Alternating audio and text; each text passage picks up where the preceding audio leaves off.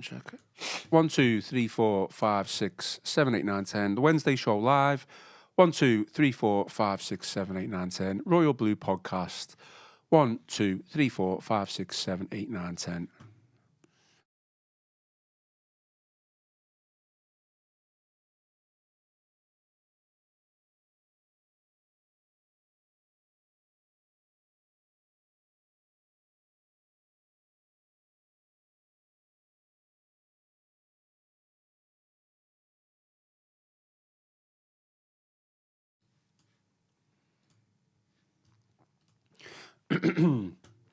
Hello and welcome to the Royal Blue podcast. It's the Wednesday show.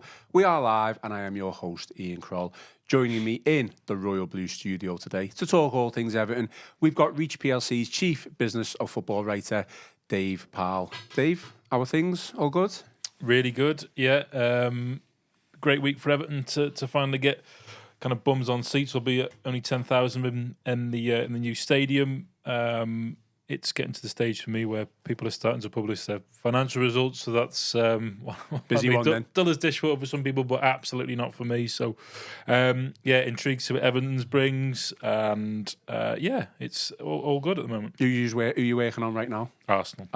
Yeah, it's a different picture for them. That's what kind of successive Champions League qualification brings and whatnot. So it's but they're again. I think they're a testament to what can be. I mean, they've bridged the gap quite significantly with the likes of United. I mean, they overtook Liverpool in the Money League this year. So I think it goes to show the benefit of competitive success and having a stadium which can deliver significant match day revenue. So I think they're now going to stick around for the long haul after spending a bit of time kicking around in the long grass. So hopefully in 4, 5, 6 years we can see Everton making the most of their opportunity that they have with under new ownership, new stadium. There's no reason why not. Absolutely. And Arsenal still very much in the title race as well. That'll be interesting to see the end of the season. Yeah.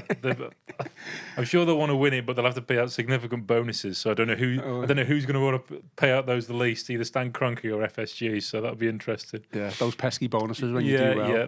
It comes with they sound great when you write them into a contract. When you actually have to pay them, it's very different. It does. It comes with a caveat, doesn't it? Yeah. Okay, well, today's agenda, it's been 62 days since the Friedkin Group officially took control of Everton. It was 19th of December, 2024. So a lot has happened since, and we're going to assess that period on today's show. There are going to be a couple of other topics on the agenda which might not necessarily directly relate to Everton, but we've also got the stadium naming rights for the Brownlee Stadium. Dave, I know you wrote a piece on that last week, so if you haven't read that yet, go on to the Liverpool Echo website or just type Dave's name and Liverpool Echo into Google and it will come up on his byline page. We're also going to look at PSR, the new squad cost ratio, associated party transaction rules, and we're also just going to get our thoughts on the stadium itself, but also public transport and infrastructure around that. So obviously that comes with parking, the restrictions that have been announced with regards to that, and any public transport issues, etc. So there's a lot to get through on today's show. It's a really interesting one. We feel like we've had a little break. Everton have had a busy week, but this gives us a chance to assess all of those things that we've discussed. And then just very quickly on Friday, we are going to look at the United game as well. So Matt Jones and Dan Haygarth are going to join me for that. So the usual plugs and promos. Just give this video a thumbs up if you like it. Drop us a like, and if you haven't already, please subscribe to the channel. Your support is greatly appreciated. Dave, we'll get straight into it then, I guess, on the field matters to start off with.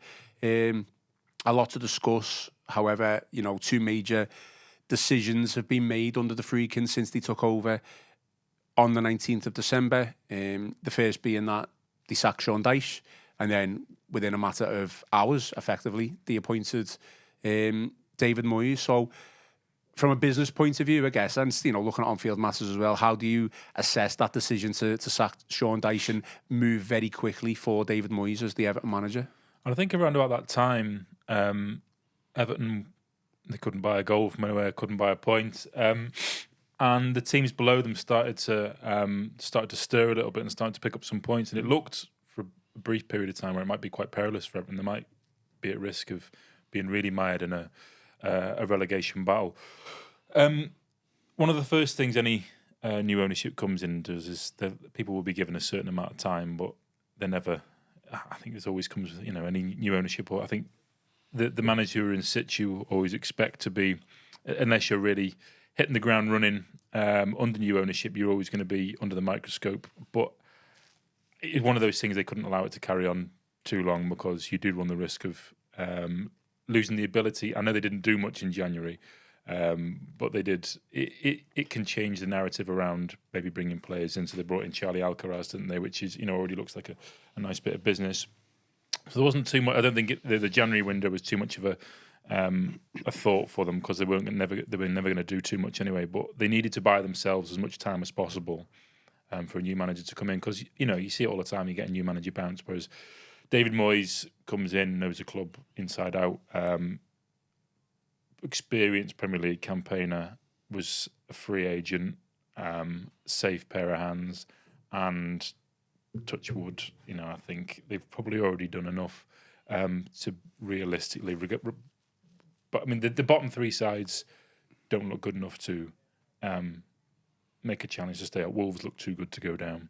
Everton now look too good to go down. I mean, forget they got kind of United below them as well. So no one talks about Man United being threatened with relegation, and Everton playing far better football. So it's a decision which had to be made. I mean, it's a cold and hard business decision, because they don't have the time to allow the previous incumbent, Sean Dyche, so to get things right or to turn things around, because he had the same group of players to work with. It would have been the same system. There would have been, and they weren't going to throw good money after bad into a January window where they couldn't spend much anyway to change things. So the easiest thing to do, and the best chance of bringing about a change in success in fortunes, is to make a change of manager. I'm bringing in one in Moyes, who is available, free. It's been a wise move. Is he the long term? Is the long term man for Everton? Who knows? I mean, maybe. He only seems to have got more accomplished at Premier League level. He's always. I think his period at Manchester United did him a disservice, really, because he was walked into. Everyone gave Alex Ferguson the fond farewell that his success would have deserved, but I think they forget he left Moyes with pretty much a dog of a team in compared to what Ferguson had been used to, and also left with a huge rebuilding job, and not the time or the patience among the fan base to have that done. Stepping into the shoes of Alex Ferguson was always going to be a ridiculous challenge, but one that he couldn't really turn down. So, but this is a different challenge altogether. I think he looks enthused. He looks keen for it, whereas the body language Sean Dyche didn't marry with the optimism of having new owners and a new stadium on the horizon. So on one hand, fans felt this kind of weight of stress and pressure relieved from their shoulders now that the Moshiri years were over, and they didn't have to listen to 777 being hovering around the edges, but instead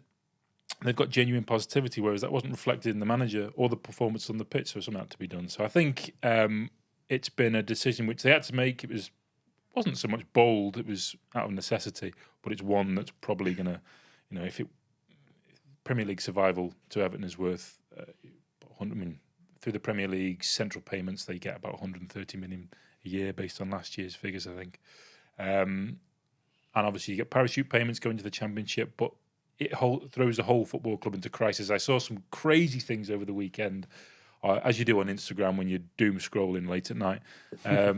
It was United fans saying how it would be kind of a great reset to have relegation from the Premier League. It's a complete nonsense. It's what it does is it throws the very future of a football club at risk, and you have to look at Leeds, or Sunderland, Sheffield Wednesday, all those type of clubs have all suffered that similar fate, and it takes a long time to get back. So it's a nonsense because would you say that was the case, 70s, 80s? Yeah, maybe. when you haven't got all the money involved. Yeah, all the money involved. The broadcast sums were nowhere near as big, and you could have a clear out of players because the contracts weren't as long. The money the money players were asking wasn't as big. So there is that narrative around it, maybe. But now there's a reason the Friedkins would have seen there's a reason. I mean, they spend this money to acquire the club. They've got a new stadium, and it, I know it's not mathematically done and dusted yet, but if Everton would have started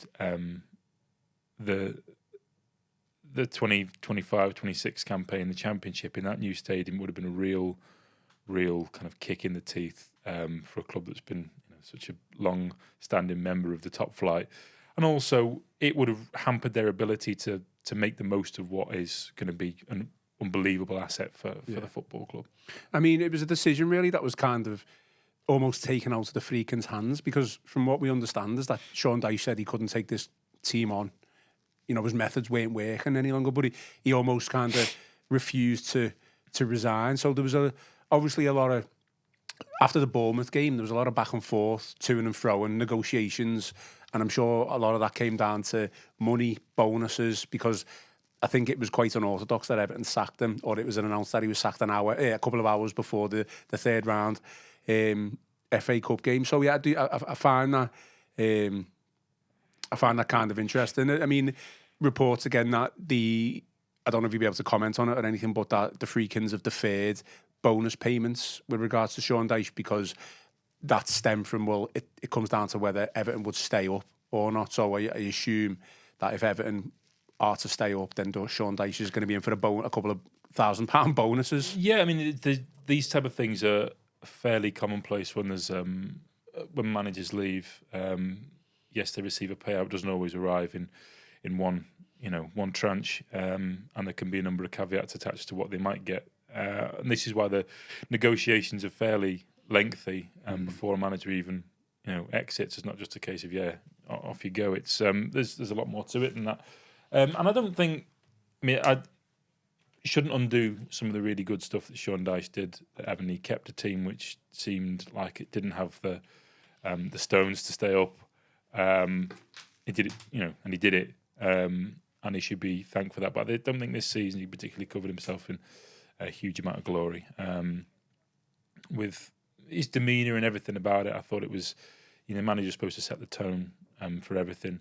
And you find it now with, you look at United with Amorim and people like that. If the manager is it's kind of the beating heart of it, it's supposed to set the tone for everything. I think Everton started to seem to be channeling what David Moyes brings to the football club on that side of things. But yeah, I mean, for Dyche, that would have been a negotiation which takes time.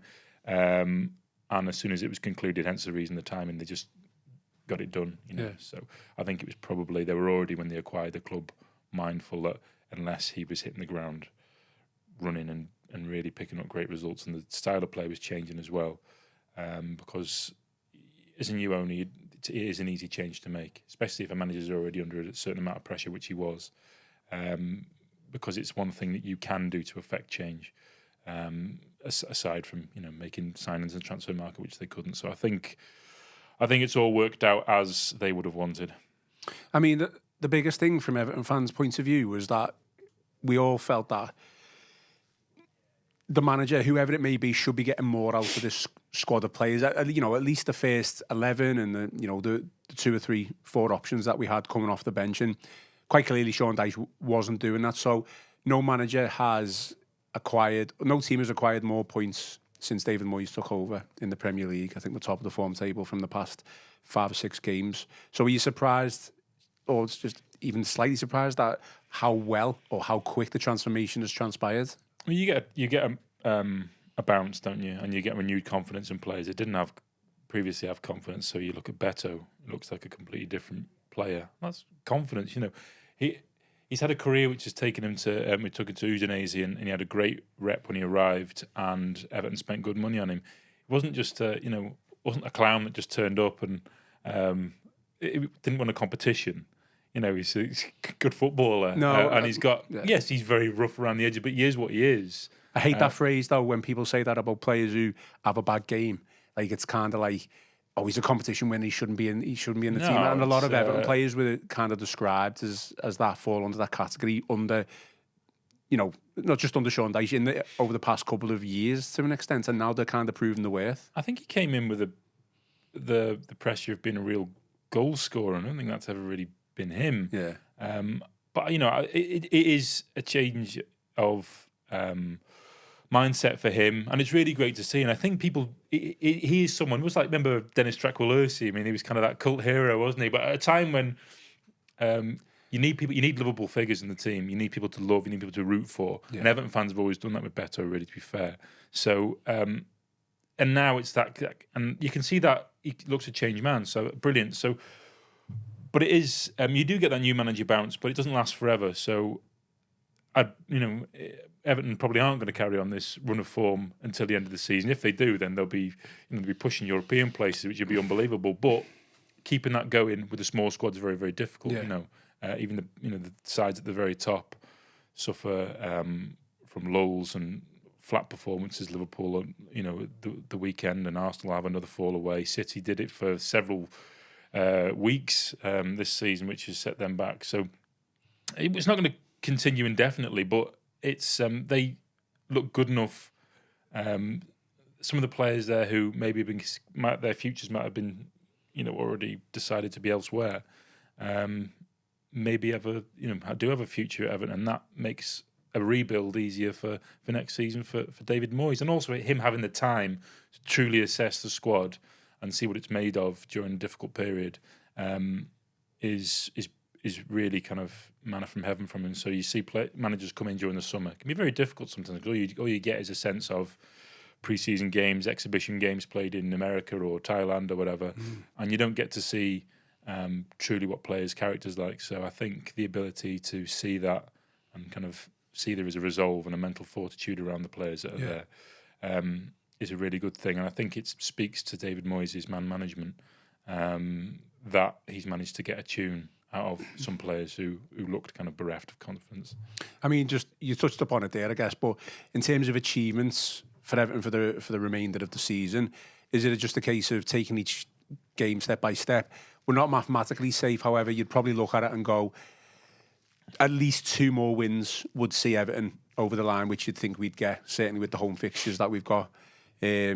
I mean, you mentioned European football, tongue-in-cheek in a way, but I agree. I think it might be a step too far, certainly with the squad and the limitations that we've got with injuries, and probably going to stack up a couple of suspensions as well. So what would be...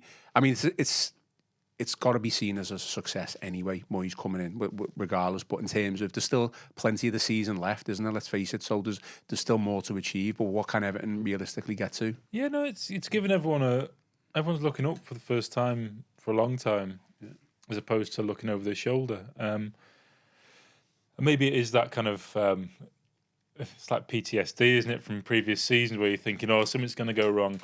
They're in a great position with a good manager, and it's the injuries that are probably potentially going to go wrong. Yeah, that's the problem, but I mean, I think that the team, as I said at the start, the bottom 3 are 3 very poor teams. And it's kind of admirable it is that Kieran McKenna wants to play that way with Ipswich. It's not worked in the Premier League because the players aren't good enough. So, and Southampton, I've got they've had a terrible season. It's I think they run the risk of being they got 10 points yet. I think it's 9. Still on 9. So I think the worst was 11, wasn't it? Yeah. With Derby. So, but they don't look like picking up anything. And Wolves, who are sitting just above them, look good. I just think it's too much for everyone else to overturn, and it require European form from the bottom. Yeah. Or from Ipswich, Leicester. Do you think it'll be those 3, Southampton, Ipswich and Leicester? Yeah, definitely. I can't see it not Man United, no. No, I can't see it being anyone else. But yeah, but it's be good for Everton to, I think, to build up a head of steam into the new stadium and really give everyone a lift and start next season thinking maybe European football's an achievable. Well, why would it not? Because David Moyes has got European pedigree. People seem to forget. Absolutely. He's not.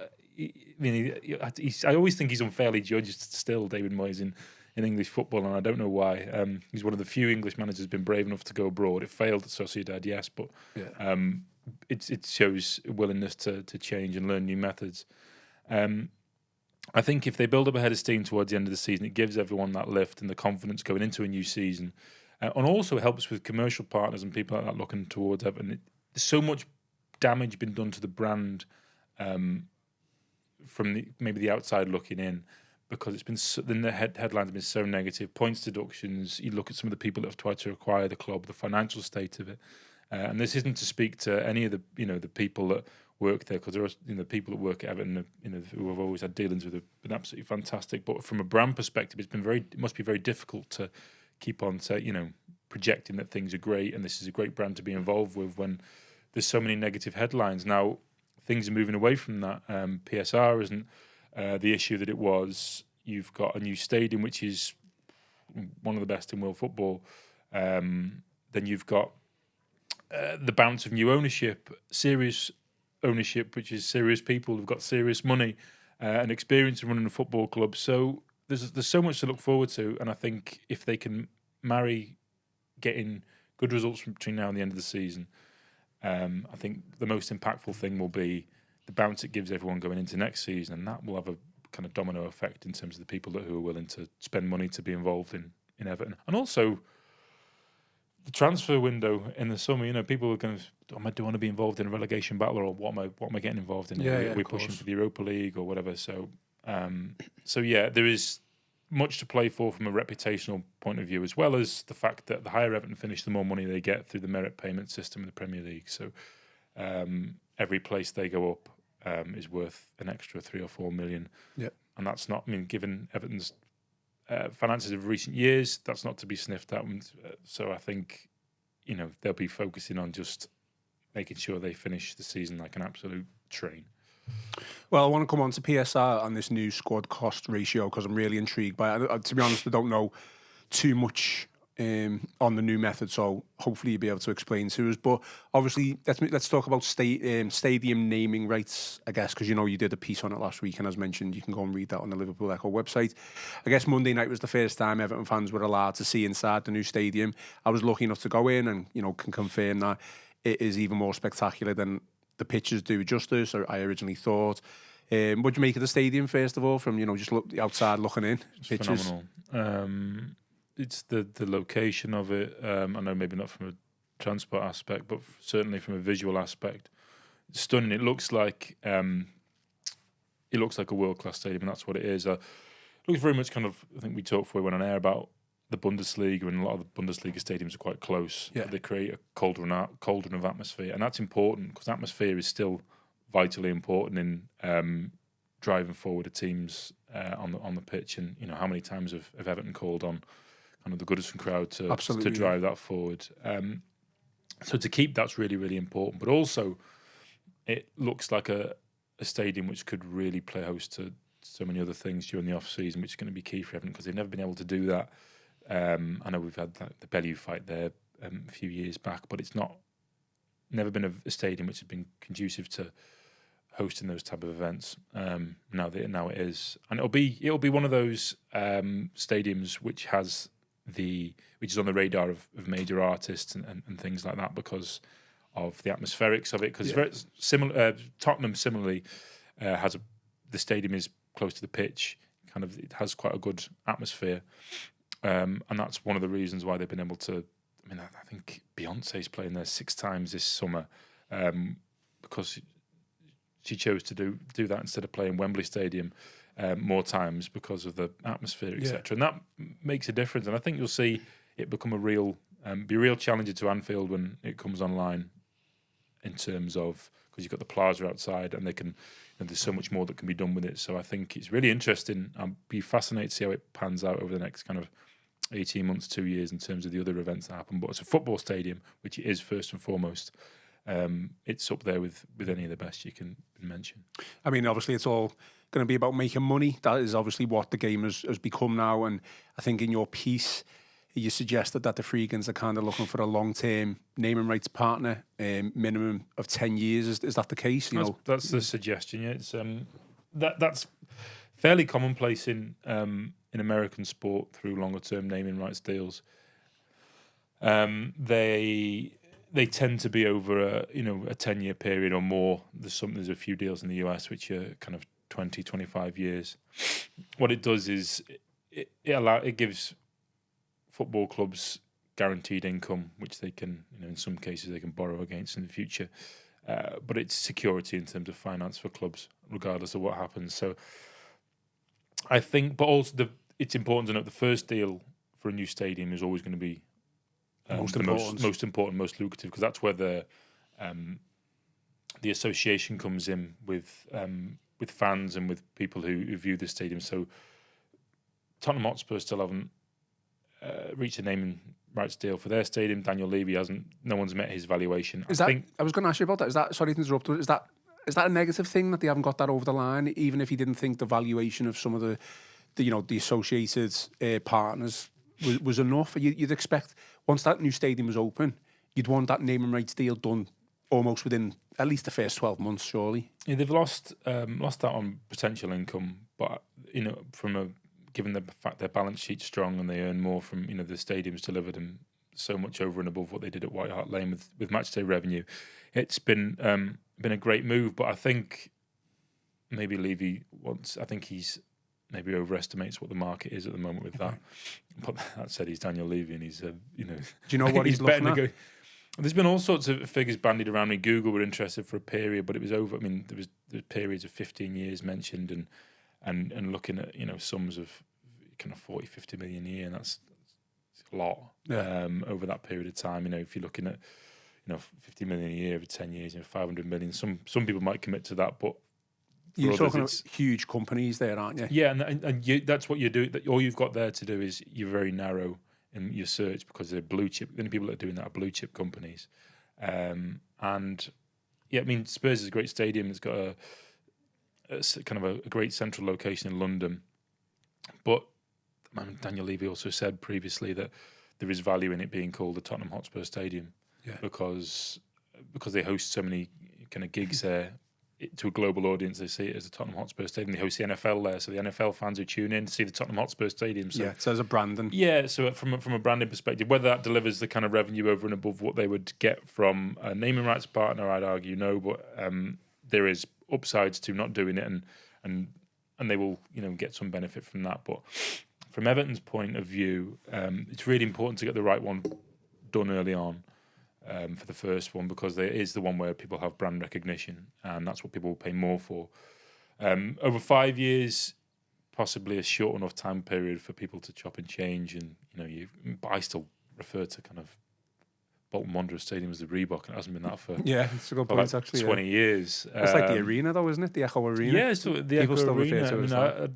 I've never called it the M&S Bank Arena. No. I still call it the MEN Arena in Manchester. It's a mouthful, the M&S Bank Arena, though, isn't it? Yeah, I mean, and people become used to kind of it sticks in your mind. So getting the right. It was flagged that it has to be the right naming partner as well, the right thing that aligns with what they want to do. Yeah. Any inkling on who they're looking at? No, and I wonder whether it might be one avenue which you can explore is, I think the value of naming rights has probably been over-egged a little. So I think Everton aren't going to bring in 400 or 500 million from the stadium naming rights, even if it's over 10 years. But it'll be probably significantly less than that. However, if you find a naming rights partner which gives you some money per year, but also is kind of like a contra deal whereby, I don't know, so you look at Wembley, so it's Wembley Stadium powered by EE or whatever, so they do all the connectivity, so they make everything, everything's, you can make money from that type of thing in the stadium. So there is that element of it, or whether they try and align it with a shirt sponsorship deal when that comes to an end. Because given the fact that we've got the Gambling Commission's already said that kind of clubs voluntarily have offered to remove shirt sponsorship from 2026. Yeah, next season, isn't it? Yeah, so that is, they'll be changing that from stake. So maybe they leave it. There isn't a massive rush. It can still be called Everton Stadium. It's got branding for Everton Stadium. Maybe they do more by being able to align the two from a stadium sponsorship point of view, and also shirt sponsorship. But there's a lot. But what David Moyes has done is really given them more time to be able to do this, because it would have been far less if they would have been a Championship side. If you're having this conversation when Everton are playing Rotherham at home on a Tuesday night, it's very different because the value of it is completely several rungs lower. The bricks and mortar is the same. The kind of value of the brand, you would say, is the same, but it just doesn't have the same exposure. So, brands want to see that what they're paying for at the very top, so they want to see it in the Premier League. And if you're not in the Premier League, then you have to kind of go to second-tier brands and they pay less. So I think from Everton's point of view, they just want to try and get the best deal because this is such an important first deal to strike. And I think, a 10-year one it's going to be valuable because it's one right on the waterfront in one of the, world football's most famous cities. And I think it's going to be a kind of prime piece of sponsorship inventory. A lot of people have been asking about or questioning why there's no Everton branding on the stadium. Yes, because I think it's quite bare, isn't it?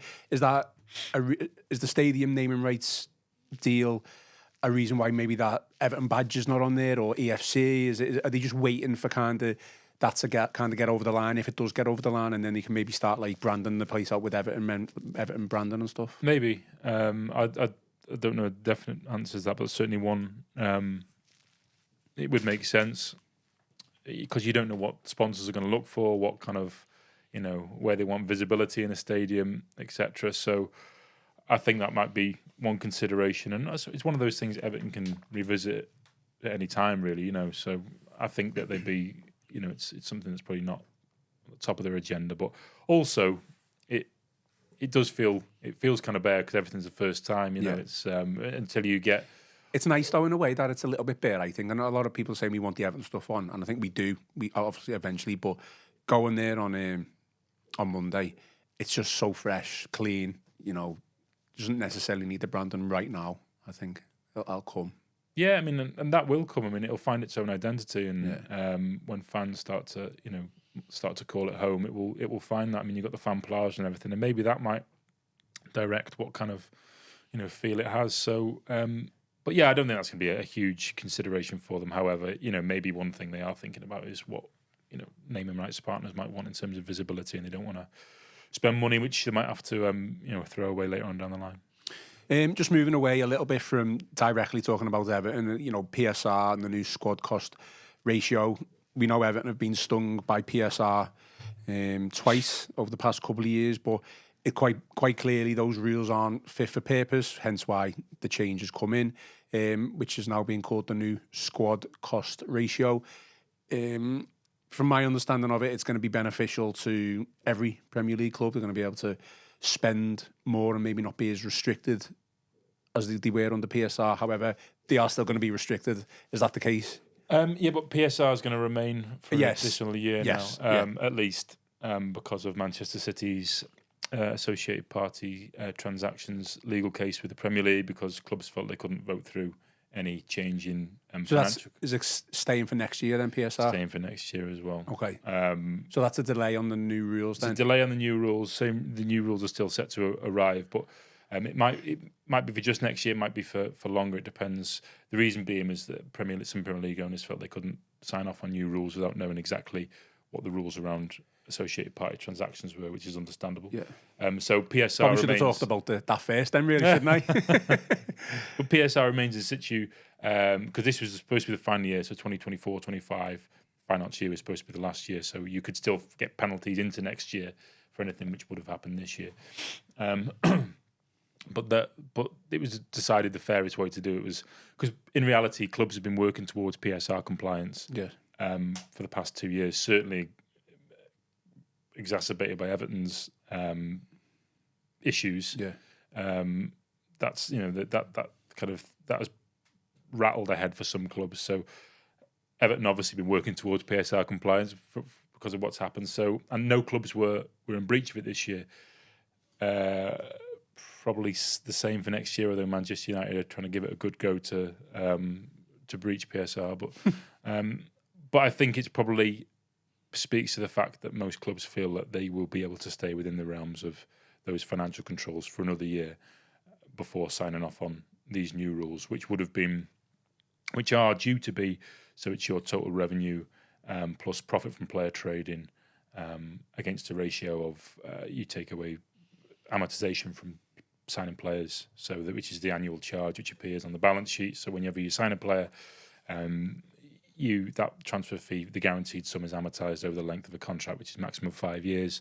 That appears on the balance sheet as an amortized cost. So it's that minus wages and also severance costs for managers, etc., and another agents' fees. So all those things are factored in. Everton's ratio would be quite high, but there is a sliding scale as we move forward. So Everton probably be too fussed that there's not an immediate change, because they're going to be compliant with PSR both for 24-25, and knowing what everyone knows they're going to have to do it for another year, they'll be compliant with that as well. But they'll have extra revenue to rely on by the time that this new squad cost ratio comes in, which means their ratio should come down and they'll be able to spend a little bit more money. Well, what are your thoughts on the squad cost ratio then? Because let's face it, PSR has almost killed the transfer market, certainly over the past 18 months. Even the big clubs, hence, you looked at United, but even Villa, to an extent of Newcastle, I think as well, have struggled with the PSR and staying in line with that. So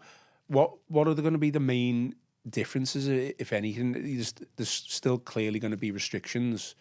I know you've just kind of outlined it there, but a club's still going to struggle to spend the big money that they've obviously got in the bank, basically. What it does, it removes the kind of losses from the equation, I suppose, which is what clubs have been, that you look at the 3-year period, it's been really kind of penalised. 105 million over a 3-year period. Yeah, so it takes any kind of that, it takes that away from it. So any kind of non-stadium debt that clubs have and things like that. So I think it just aligns the Premier League with UEFA. Always seems a bit odd that all leagues have different rules. I mean, La Liga have their own salary cap rules, which are quite strict and quite draconian, really. I mean, you look at Barcelona, haven't been able to register kind of like to Dani Olmo and stuff like that. So every league has their own. But I think the Premier League has seen this as a way to try and align themselves with UEFA and what UEFA do, because UEFA's was introduced as a squad cost ratio rule for 23-24 financial year. So that was a 90% ratio, and then it was down to 80% for 24-25, and by 25-26, clubs are expected to reach 70%. That's for clubs competing in European competitions. So I think the idea around it, the squad cost ratio for the Premier League is a bit different in that clubs will be allowed time to comply, but they already know this rule's coming in, so there is an expectancy that they will already be starting on that journey. So I think you'll start to see maybe a contraction of wage bills in some respects for those that have bloated wage bills. So you already look at United embarking on this cost-cutting method, kind of chop the big earners, so Rashford, etc. I think you'll see more of that. But it's where they go to, which is why Saudi seems to be the only option for some of these clubs, because they're the only ones. Because no European league's paying this money. France's domestic league rights are dead in the water, so they can't spend. Italy's similar. The Bundesliga doesn't have the money to spend. So and neither do does anyone in Spain apart from Real Madrid. So there is a reason for these changes, but I think what will happen is it's going to be 85% is going to be the ratio for clubs who are outside of European competition, and for those who qualify for Europe, it will be 70%. But obviously, the question is that what happens if Everton qualify for Europe and they've been operating on 85% ratio, and then the next season, that's something which needs to be. It's not all aligned, is it at all? No, and there's so many, as with any regulation that seems to arrive from the Premier League, it's littered with kind of grey areas. Doesn't bode well. No, so the fact that clubs, there's going to be another. They're trying to run a soft salary cap almost alongside it, which around anchoring, which would anchor the revenue, the TV revenue achieved by the bottom side as a multiple. But that's not been passed through by Premier League clubs. So the new squad cost ratio rules are designed to try and be fair, but ultimately the only clubs that really benefit are the ones with the biggest revenues, because they'll always be able to spend more on wages. Well, I was just going to ask you, who was for the change in terms of teams? Was obviously, I mean, United is, I guess, still classed as one of the biggest clubs, if not the biggest club in England, but they're struggling themselves, so it's kind of a weird dynamic. I think for them, it's when it comes to, they still have a huge revenues of 600 odd million. Commercial revenue for them makes up half of that. So this, and the wage bill is high.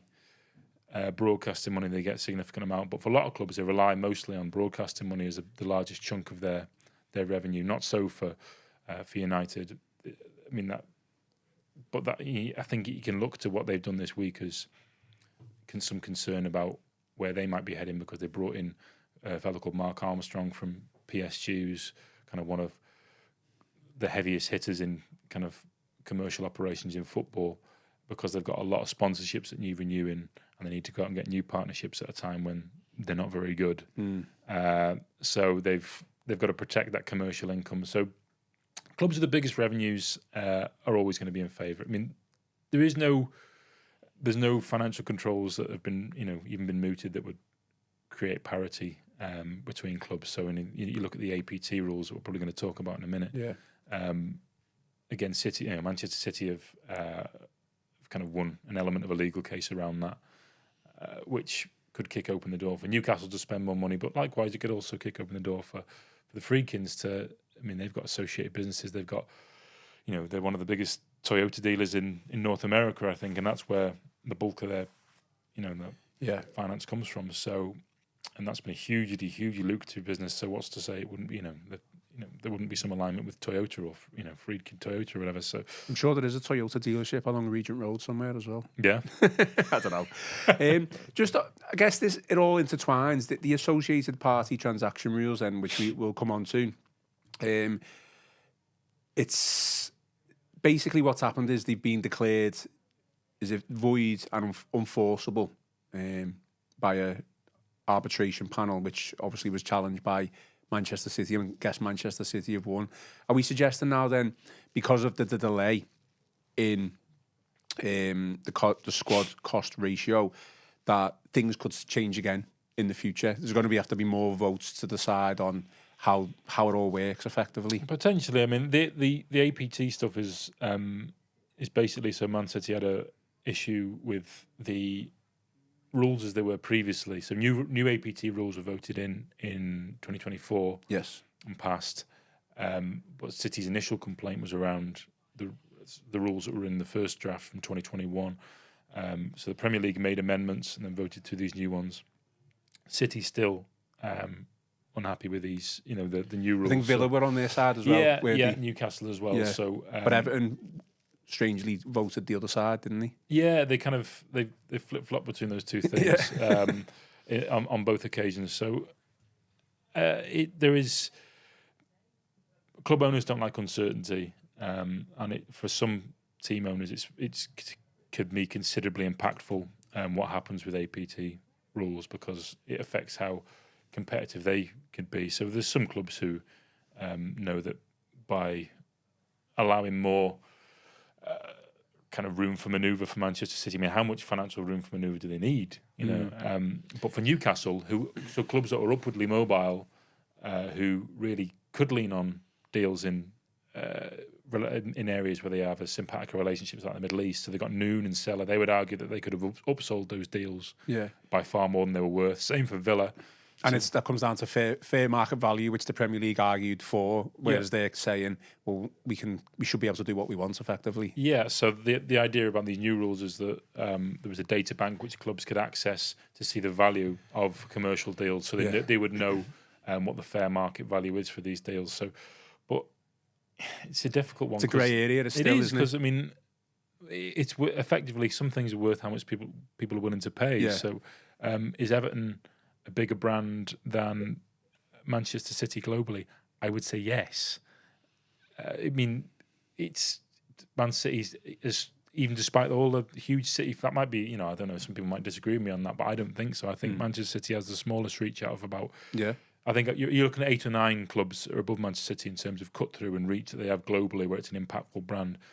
I think Everton does, because it has a real story and a tale and a narrative. So, already has roots in other parts of the world. So I think that there will be I think this is going to rumble on for a while, which is why that PSR is going to remain for next season, but I wouldn't be surprised. They've said at least, so I wouldn't be surprised to see that kicked over for another year.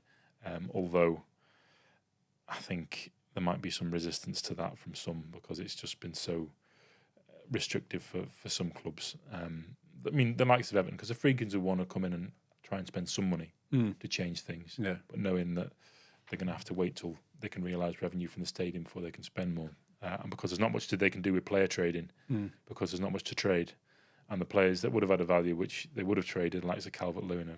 You don't want to sell your best players either, effectively, no, of course do you you? don't. So, and that's not how it should work. The idea being they should want to produce more younger players that they can kind of sell to a tier below, that type of thing. So the type of thing that Chelsea have done, whereby they've been able to have that conveyor belt of talent, been able to sell it across Europe. But that's for that's a different conversation. But I think I don't think it's going to be a quick resolution because City seem adamant that this is something that they're going to force through, and also they have the money and the resource and the desire and the inclination to push ahead and go as long as possible with it. No, I mean, obviously it would benefit City the most. It would benefit Newcastle, probably Villa, hence why they voted for it. I still think it could benefit Everton even under the Friedkins, even though they voted against it back in, was it October, something like that? I think that's when the votes were. I just find it, like we've said there, it's a grey area. Who actually can decide, who makes it up that, well, your stadium naming rights deal is only worth this amount because you're Everton and it's only this company. I think it's playing God a little bit. I don't know if that's probably the wrong way of saying things, but it's like you said, it's up to someone how much they were willing to spend on, anything really. It's like there's a house on the market down the road from me, which is probably worth about 350,000. It's on the market for 450,000. Yeah. And it's been like that for 2 years because they're waiting for someone to pay for it. It's worth and if someone comes along and pays for it, then that's what they'll say it was worth. But the estate agents, the conveyancers might disagree. But yeah, he might get it, whoever it is. Fingers crossed for him. I don't know. Not putting a cheeky bid in for yourself, no? No, I'm not. No. I mean, I guess all this uncertainty just means that we'll have to get you on the podcast even more, so you can do a lot more explaining on how things go. Yeah, always a pleasure. We'll see. We'll finish off on stadium, I guess, again. Although I don't want to finish off on a negative, so we'll talk about something else before we do finish off. But there is a lot of noise, maybe a little bit of negativity with regards to public transport, infrastructure in and around the new stadium, which has kind of been set off by controversial new rules affecting obviously thousands of people, businesses as well, in Liverpool with regards to parking restrictions in and around the stadium. I mean, to be honest, I don't think anyone didn't think that was going to come in, but to be 365 days a year, I think is quite ridiculous, to be honest. But yeah, what have you made? I mean, let's face it, we knew what we were getting ourselves into going into that location with Bramley Moore. Okay, it's going to be iconic, but we always knew there was going to be difficulties in terms of transport links. But I guess the argument to counter that is, well, the club, I guess, and if you want to include the council, have had a lot of years to make changes in and around that area. I mean, I'm not sure how realistic it is, but build a new station, make Sandhills bigger, transport links in the sense of more public transport. They've had a lot of time to think about this, and they've kind of come up with, well, we're parking restrictions 365 days a year, and obviously I know the mayor, God, I've forgotten his name now, Steve Rotherham. He did, a bit of promotion and a video at Sandhills, and that was a lot of backlash with regards to how that's all set up. So I guess what have you made of maybe the negative side of things with regards to that? Understandable, really, because when you have a stadium build, if you look across Europe or North America, wherever, most new stadiums come along with that development of the stadium comes improved transport links or specific transport links to aid. I mean, because you're going to have a significant footfall going to that stadium every week, but it's also the pitfalls of building a stadium in a city, albeit, yes, slightly out the way out there in the dark, but it's still one of the pitfalls of doing it within a residential area. And a bit, it's always going to be problems. However, to be really impactful, I don't mean the cost of addressing that would have been enormous. But let's say, who would have footed the bill? So I look at United at the moment, or Manchester United are. I've done my pet hate of referring to United, and they're the only United that exists. So Manchester United obviously are looking at a new stadium build. And it's a good comparison, isn't it? Yeah, one of the things that they're looking at is build a new stadium on the land at Old Trafford. Mm-hmm.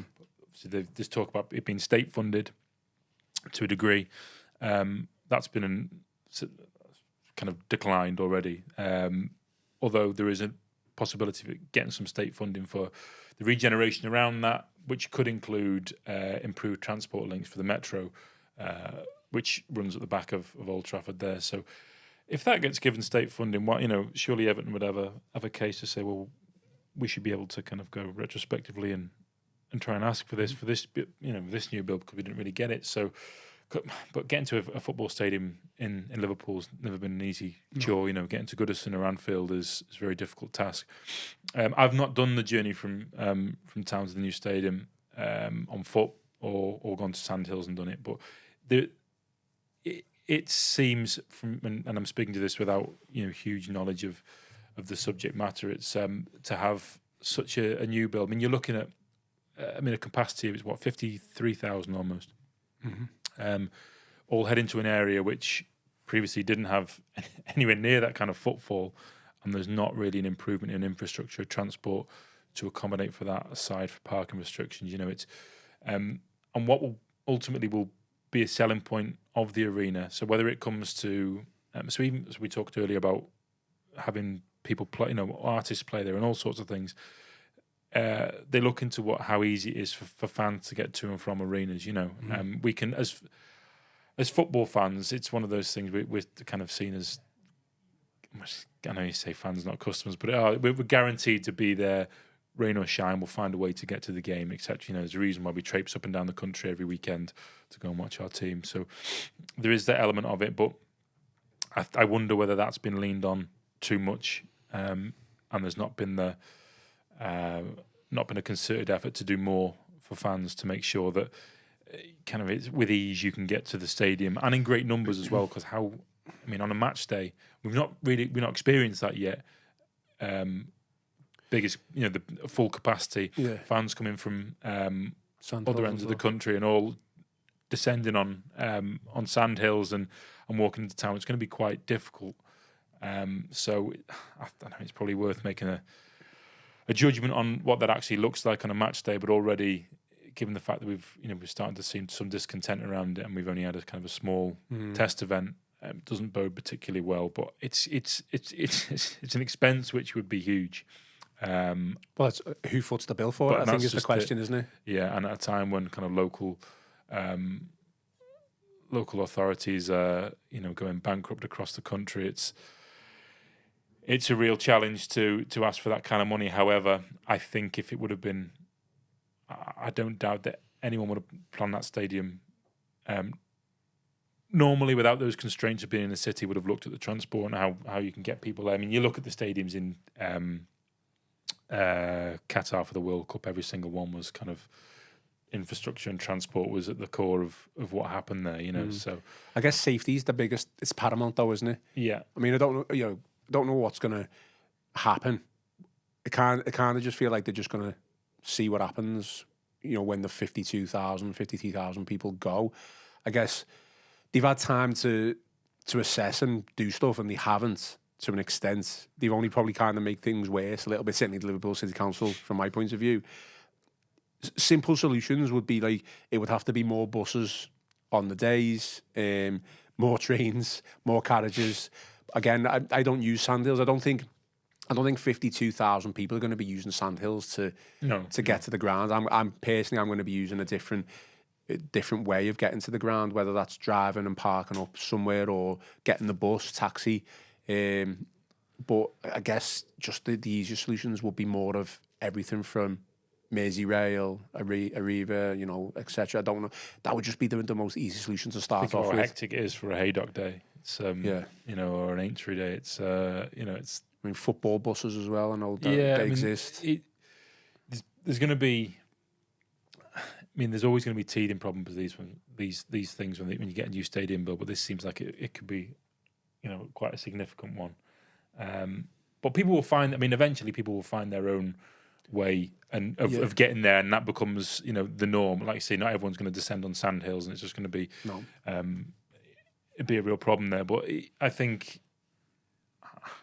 I don't know. I think people are going to take. I mean, people are coming from everywhere as well. And they all parts of the city and beyond. So, But it's in an ideal world there would have been either some work done at Sandhills to increase the capacity for that, or a new station, which kind of would have cropped up, but that's not happened. And then flip side of that, if say the council would have done that for Everton, then Liverpool would have said,